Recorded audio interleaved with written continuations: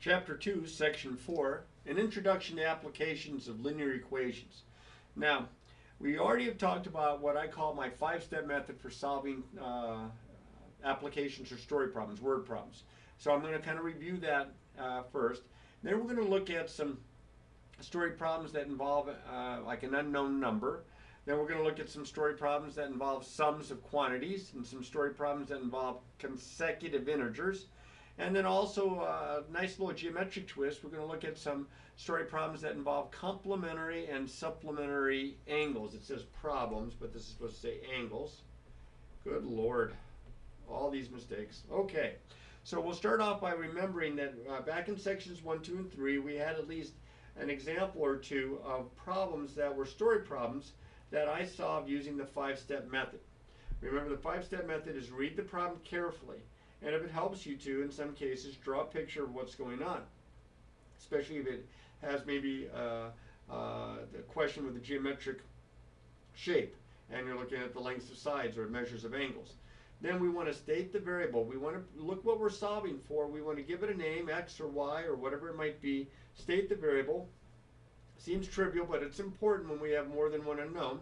Then we're going to write an equation that models that story problem, and that's usually the one that involves the most thought, because you have to make sure that you are translating the words of the story problem into an algebraically correct equation. Then we're going to solve that equation, and we're going to show our work, and then we're going to formally state the answer. Now, also, step 5, make sure that your answer makes sense. For example, if you're trying to find somebody's age and you get a negative number, that doesn't make much sense.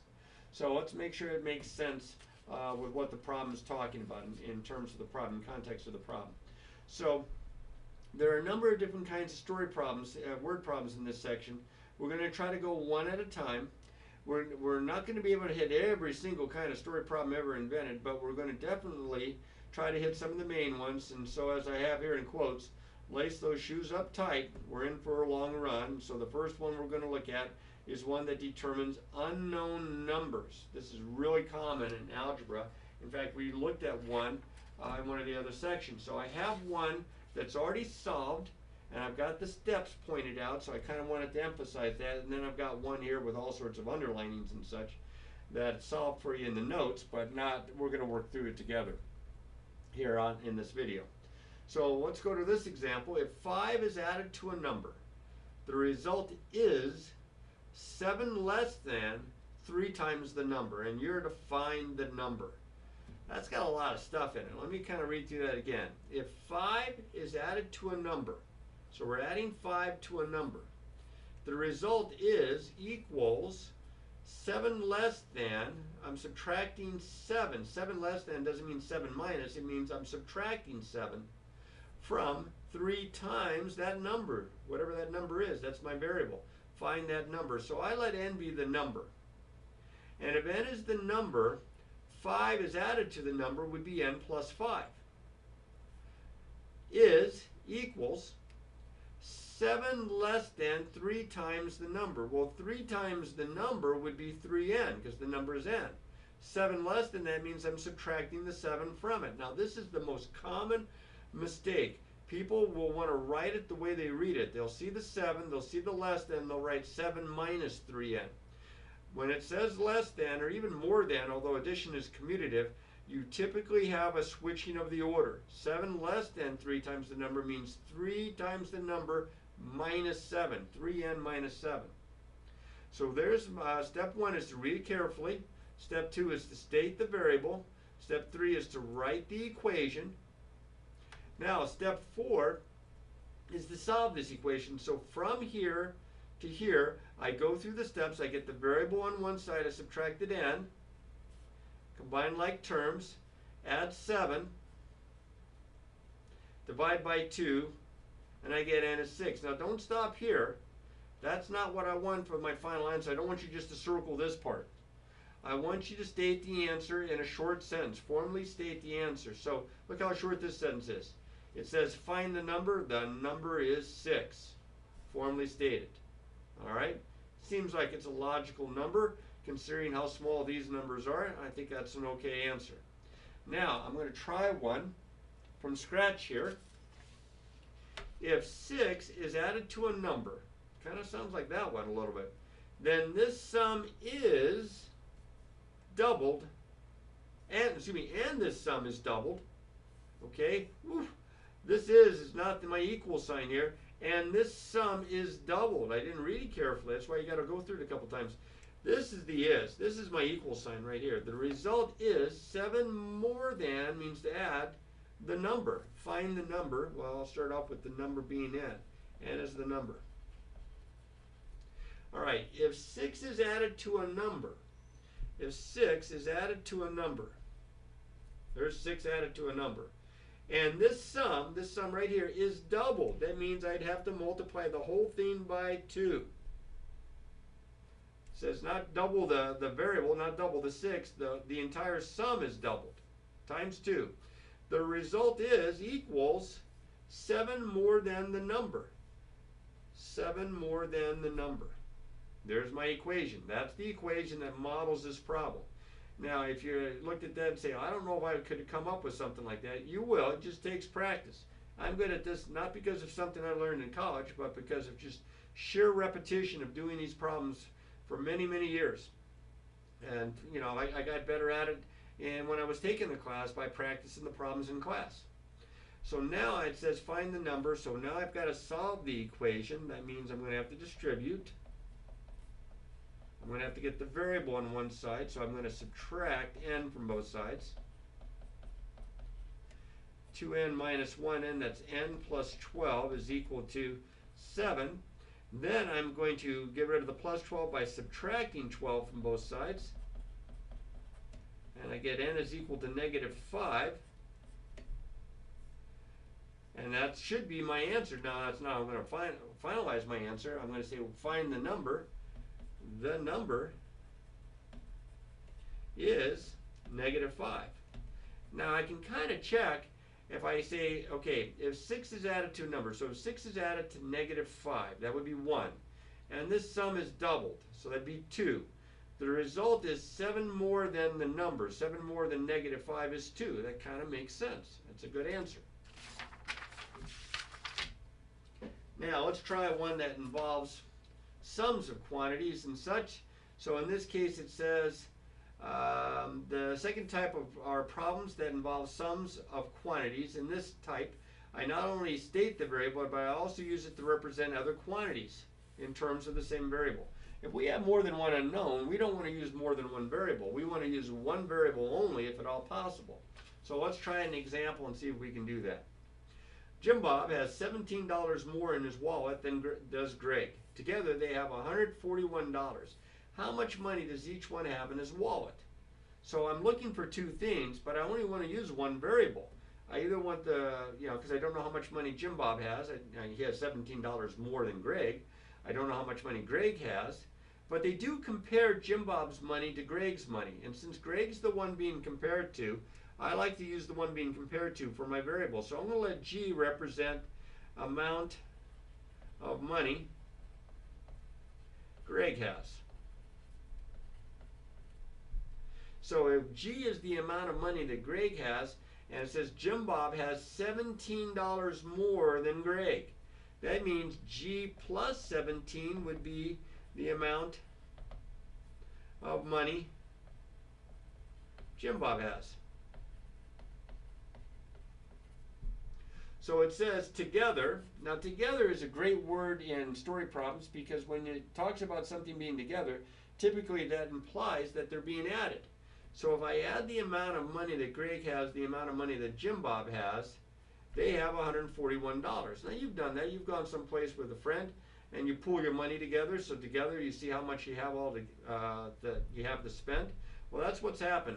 Together they have $141. So that means Greg's money and Jim Bob's money combined, added together, there's Greg's, and I'm going to add Jim Bob's to it, I get $141.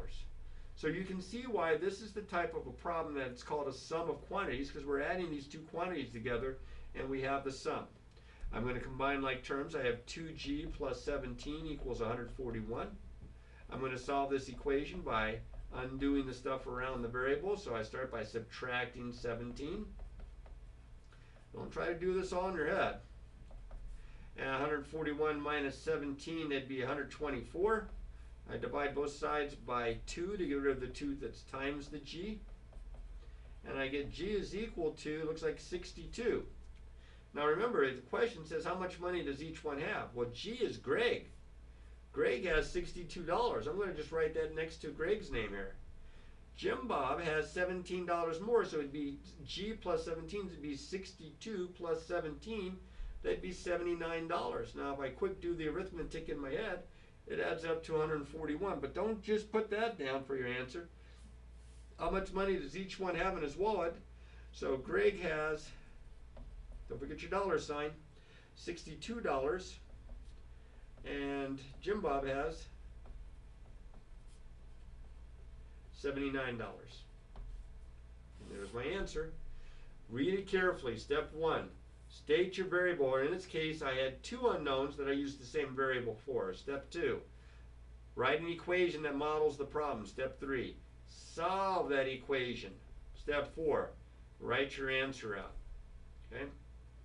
Now, it says here, and there's a little note that I have here in the notes. It says, I chose the unknown G to represent Greg's money since Jim Bob's money was compared to Greg's. That's what I was talking about before. I have found that when you have 2 or 3 unknowns and they compare the unknowns to one another, the one that's being compared to is usually your best choice for the variable. And then you can write the other unknowns in terms of that variable. Oops, put that over here. Bring this over here. All right, solve. In 1 week, the owner of Ed's Coffee House found that the number of orders for cookies was 2/3 the number of orders for brownies. If the total number of orders for the 2 items was 525, how many orders were placed for the cookies? Now, we have 2 unknowns here. This is a little bit like the last example where we didn't know how much money Greg had or how much money Jim Bob had. But we don't know how many cookies there are, we don't know how many brownies there are, and I only want to use one variable. So I'm going to read this first part again. The owner of Ed's Coffee House found, I'm assuming that's Ed, the number of orders for cookies was 2/3 the number of orders for brownies. So they're comparing cookies, 2/3, to that of brownies. I am going to let B, now if you use a lowercase letter b for brownies, be careful because sometimes b's look like 6's. So I think I'll probably just use an x. X would be the number of brownies.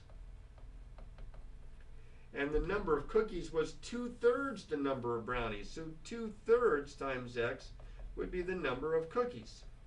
And that's what they're actually asking for, is how many order of cookies were there. But we know that there is a total, add means total here, of 525. So I add the number of orders of brownies and I add the number of orders of cookies together, and I get 525 total orders. Now this is 1x. And I can combine these because they're like terms. Now 1 is the same as 3/3. So if I get a common denominator, 3/3 x plus 2/3 x is 5/3 x. And then I will multiply both sides by the reciprocal, 3/5, to solve for x. Be careful with your arithmetic, especially with those fractions. Everything cancels out nicely here. I get 1x or x. And then over here, 5 goes in once, 5 goes into that 105 times. So 3 times 105 is 315. But that's not my answer. That's the number of brownies. 315 orders for brownies. It must be pretty good brownies. But what we have to figure out here is how many of the orders were for cookies. Well, for cookies, it's 2/3 times the number of brownies, or orders of brownies. So I multiply, because of means times, 1 goes in that, 3 goes into 1 time, 3 goes into that, 105. So 2 times 105 would be 210. So that would be the number of order of cookies. And again, you can combine those. You can see it's going to add up to 525. So there were 210 orders placed for cookies.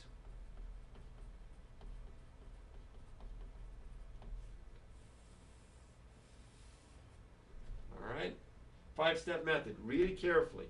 State the variable, or state both unknowns using one variable.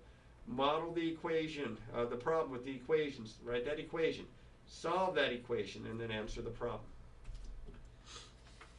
At the Homewood Estates pool party and barbecue, each resident brought 4 guests. If a total of 150 people visited the pool that day, how many were residents and how many were guests? Well, we don't know how many residents and we don't know how many guests, but we do know that each resident brought 4 guests. So if I let X be the number of residents,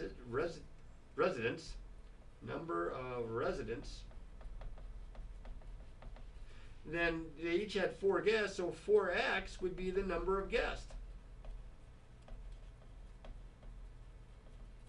And we have 150 total people that went to the party barbecue.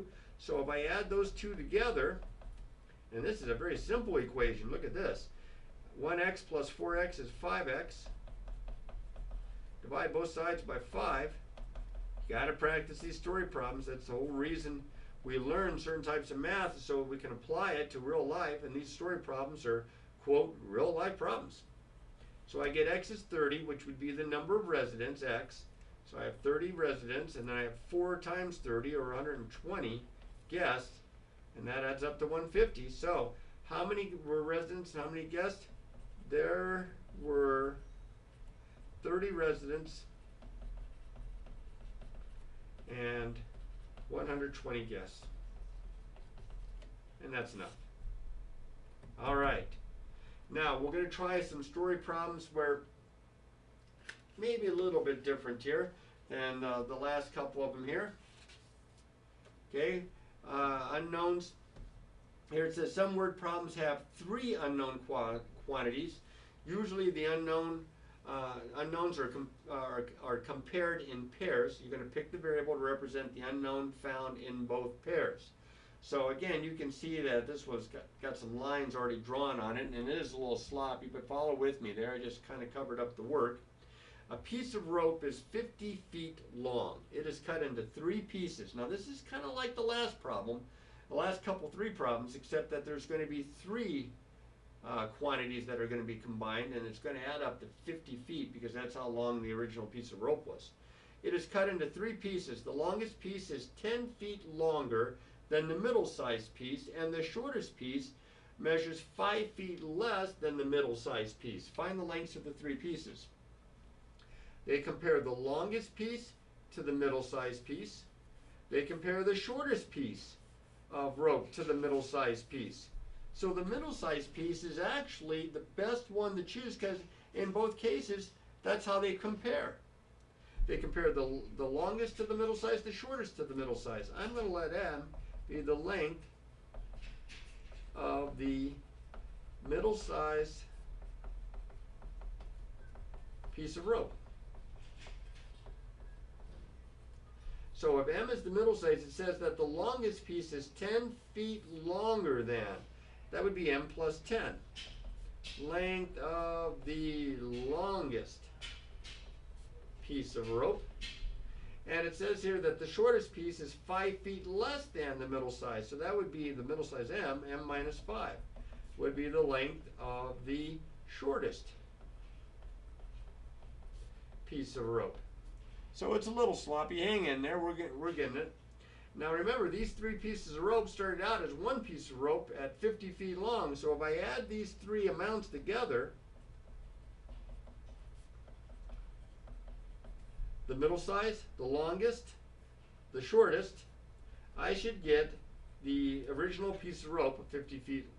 So now I solve it. I have 1M, 1M, 1M is 3M. A plus 10, a minus 5. That would be a plus 5 is equal to 50. I'm going to solve now by undoing the adding 5. I'm going to subtract 5 from both sides. And I get 3M is equal to 45. I'm going to divide both sides by 3. And I'm going to get M is equal to 15. Now if M is 15, remember that's the middle sized piece of rope. That's 15. The longest piece of rope is 10. So I'm going to put 15 here so I don't forget. Remember, this is in feet. So this would be 15 plus 10. This would be 25.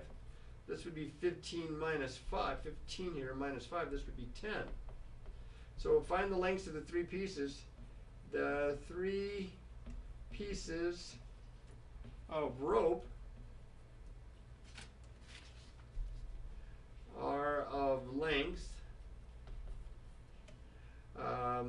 15 feet, 25 feet, and 10 feet. And there's my answer. Note that I put the units in here, just like with the money problem. I had the dollar sign. Put your units in here for lengths. All right. Consecutive integers. Yikes.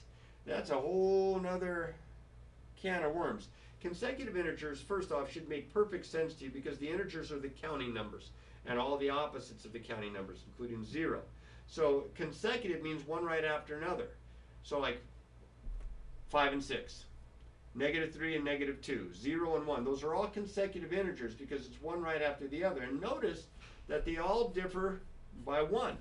To go from 5 to 6, that's an increase of 1. To go from -3 to -2, that's an increase of 1. To go from 0 to 1, that's an increase of 1. So if we are looking at two consecutive integers and we don't know either one, we could call one of them x and the other one would be one bigger. It'd be x plus 1. Now consecutive even integers and consecutive odd integers, kind of the same idea, but with consecutive evens and consecutive odds, they don't differ by 1, they differ by 2. I mean consecutive evens. 4 and 6 differ by 2. -10 and -8, they differ by 2. 0 and 2, they differ by 2. So if we have two consecutive even integers, we normally use x and x plus 2. As long as x is an even integer, we know x plus 2 is an even integer. Consecutive odds, very similar. They differ by 2, 3 and 5, -9 and -7, -1 and 1. So if we have two consecutive odd integers and we call one of them x is an odd integer, then so is x plus 2. I know that's even, but when you add 2 to an odd, you get the next odd. Think of this as 7. 7 plus 2, 9. That's an odd integer. So we would have to just make the statement that x is an odd integer, just like we would have to make the statement back here that x was an even integer. So let's try a couple of those. Find two consecutive integers whose sum is 753. Now don't sit there and trial and error it. Let's let x be the first integer. I'm just going to abbreviate. And we'll let x plus 1, remember they differ by 1 if they're consecutive, is the next integer. So the sum, meaning add, if I add these two together, there's the first integer, and I add it to the second integer, x plus 1, I get 753. Look how simple this is going to be to solve. 2x plus 1 equals 753. Subtract 1 from both sides. 2x plus 1 minus 1 equals 753 minus 1. 2x equals 752. Divide by 2. And I get x is equal to 376. I hope I did that right. So if this is 376, then this would be one bigger. This would be 377. Now if I want to quick check my work, I should add these 3, 5, yep, 753. So find the two consecutive integers.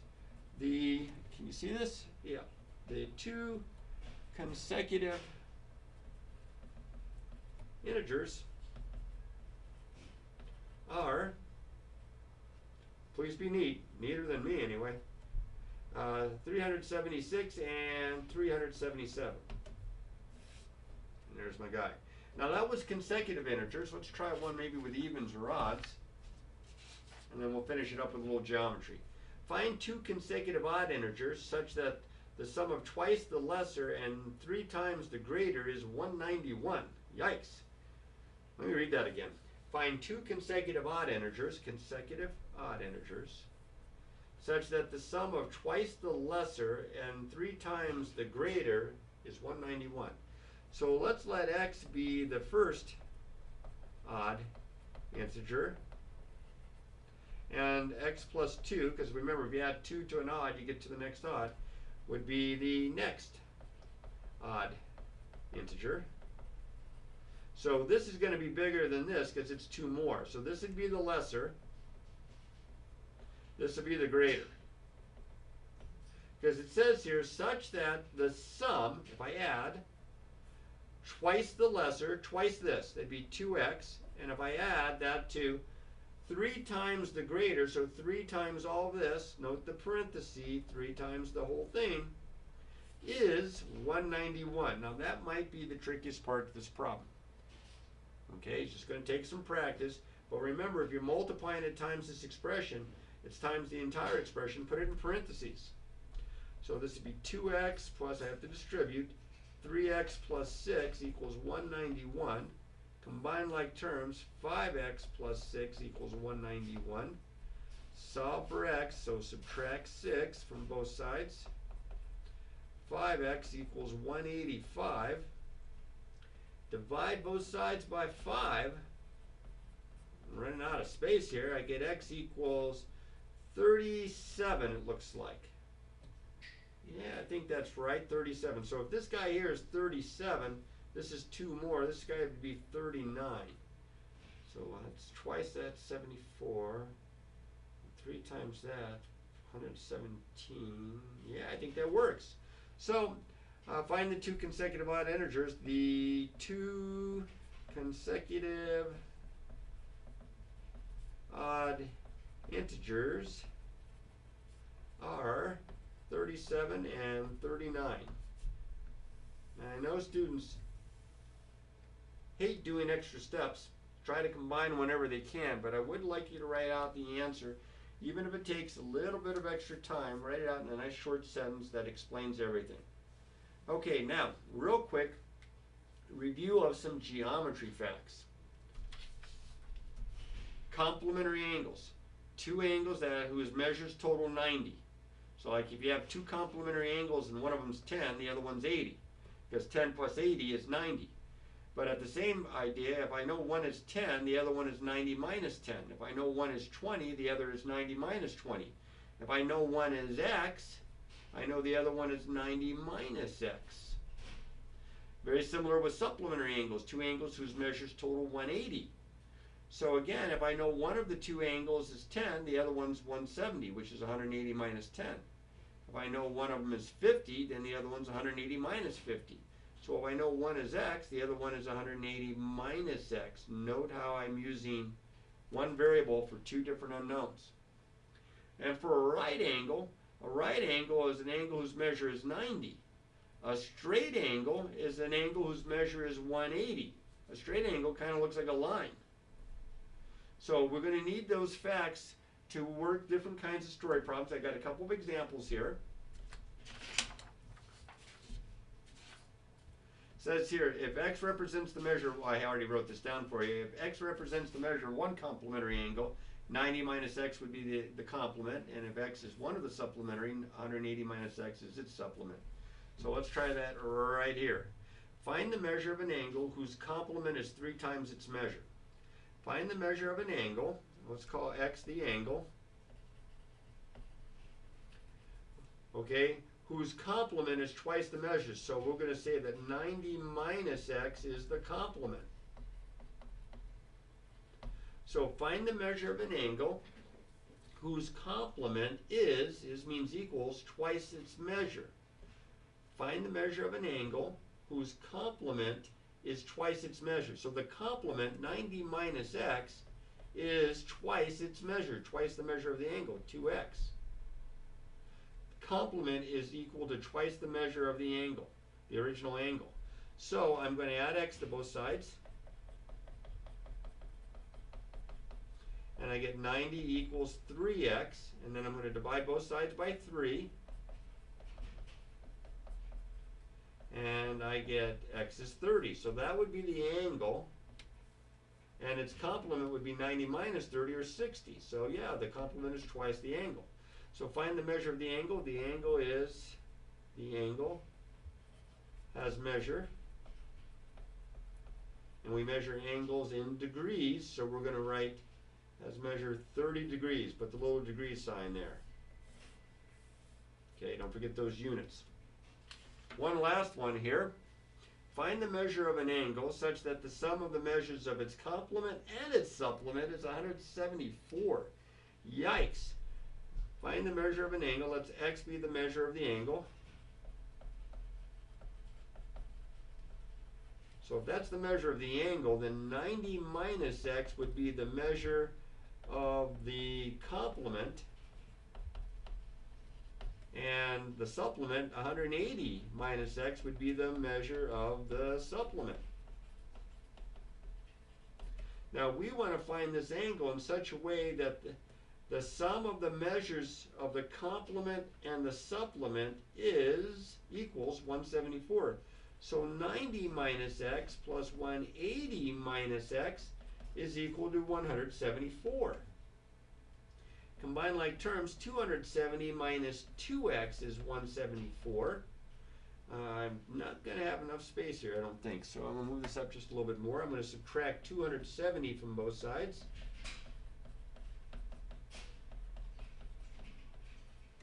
And I get negative 2x is equal to negative 96. I'm going to divide both sides by negative 2. I'm going to kind of come up here now and get x is equal to, negative divided by negative is positive, looks like 48. So that would be 42, and that would be 132, yeah, 174. So find the measure of the angle. The measure of the angle is 48 degrees. And there's my answer. Now I kind of ran out of space, so I brought it over here. You should try to work it down step by step by step in a nice little vertical manner there. And that would give you a pretty good sample of the kinds of story problems that you're going to be seeing in this section. So as always, bring this up a little bit, as always, practice, practice, practice.